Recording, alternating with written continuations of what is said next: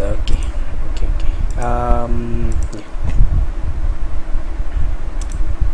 Let me just pull this thing. This is one of the one that I have made before, the UV texture.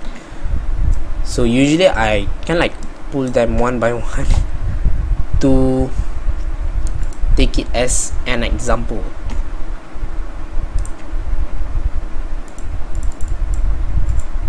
So as you can see, I usually take this sample, the eye color sample, and bring it there.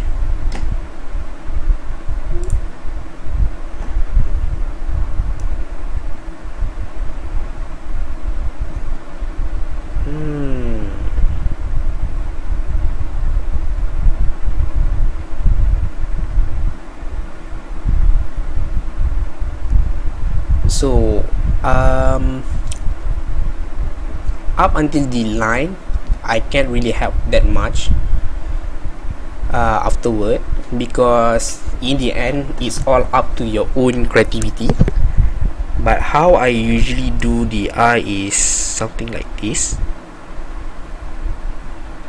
Usually I make it into the shape that I really want. I feel 65, and then okay, that one didn't work.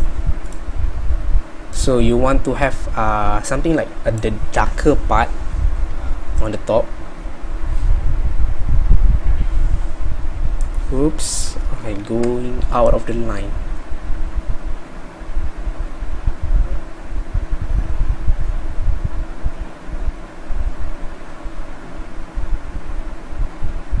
So once you have the darker part there, usually somewhere like around the bottom is going to have a lighter part. Oops, that may be too light, I guess. Sometimes when it become lighter, it's going to look quite different from the one that you might want, because as you can see, this is the brown color and this is somewhere like becoming orangey color. Orangey, I don't know why I said it like that. Orange. Okay, so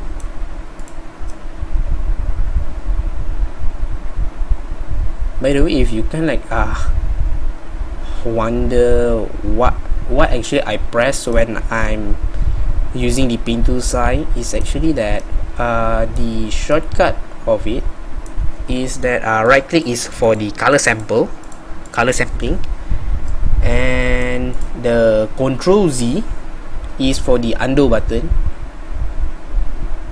which also you can press it up here.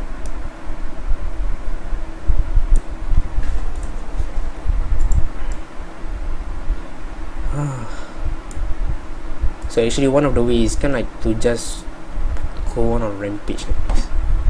And then for the middle one, if you want to make it smooth looking, going to take like somewhere right, like yep, this is just the right thickness, I guess. Put a little bit more.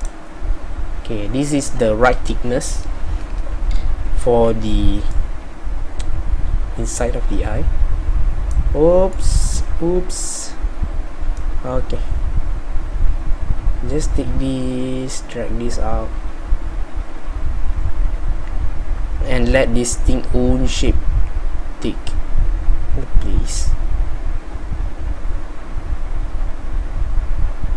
So as you can see, it's going to look a lot better. So for this side, the side of that, the side of, okay, I do have a really terrible English, so just let it go, I guess. So what I usually do is that I take the lightest one and then just pull it up until the part that I think it should start to look lighter.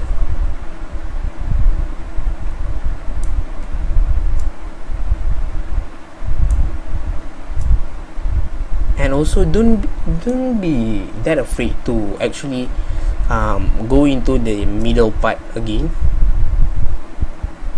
because you can keep on redo the middle one, and later we show you that we actually need to hurt the inside part of it.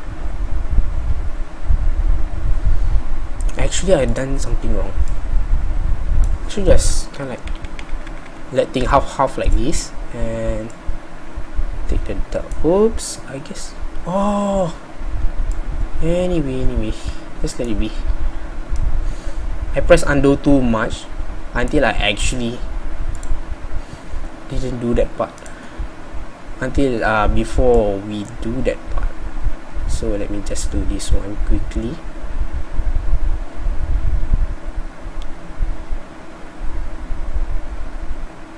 So there we go.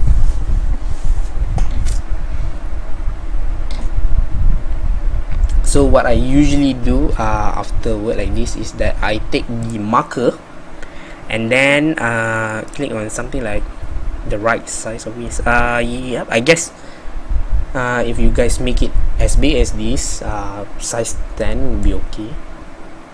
It's not going to be that choppy. So take the lightest part and then just so you first you need to know that you want here to be the darkest and here to be the lightest, with some dark part at the bottom. That is the way I imagine it in my head and on my draft. So what I'm going to do is that just put it like this. So the darker part have less dot and the lighter part have more dots. And the reason why we do it like this is because you guys can see it after this what actually I did. So we want here to have like super many, and since we were using marker, marker is a little bit different than the usual color, because marker is like this. Wait, I'm not sure why. Oh yeah, the difference between marker is that, so as you can see, if you click one time it won't look the same like this.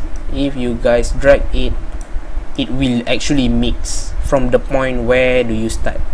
And once you start like that,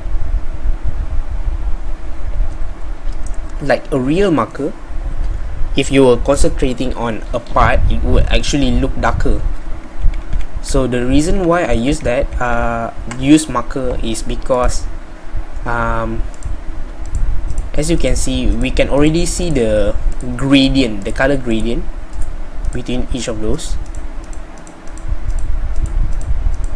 So as you can see, here have a still dark, and then here become a little bit lighter because I press a lot more here than the bottom, than the top one. So that is the reason why I'm using the marker tool. And then up here we're just going to make it like that.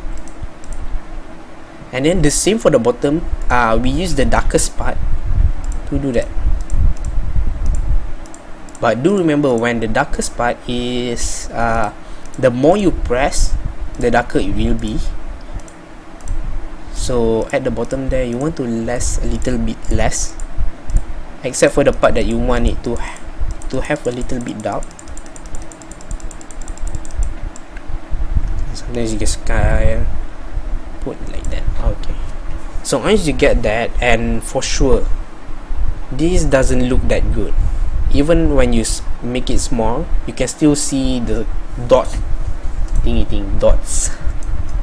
dots. Okay, sound weird whenever I say it.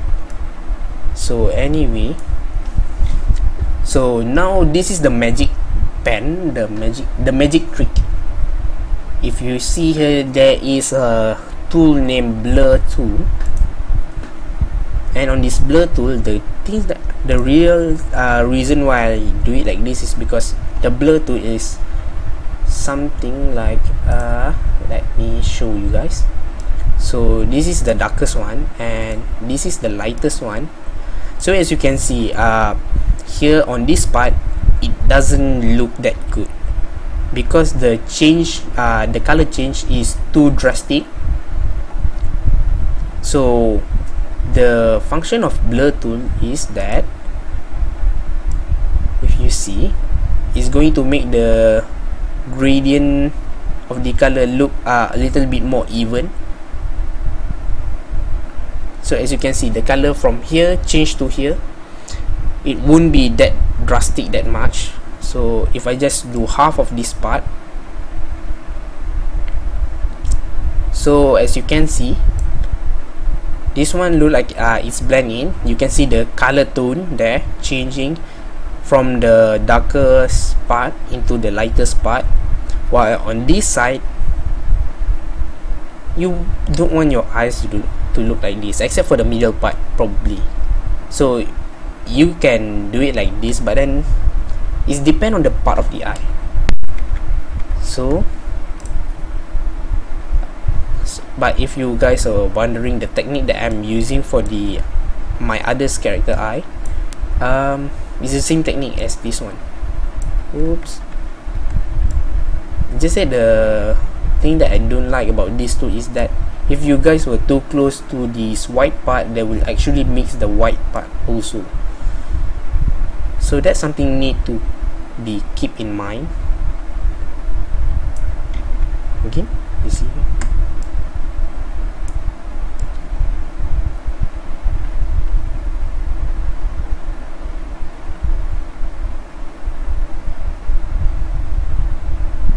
And also don't worry to temper on the middle part.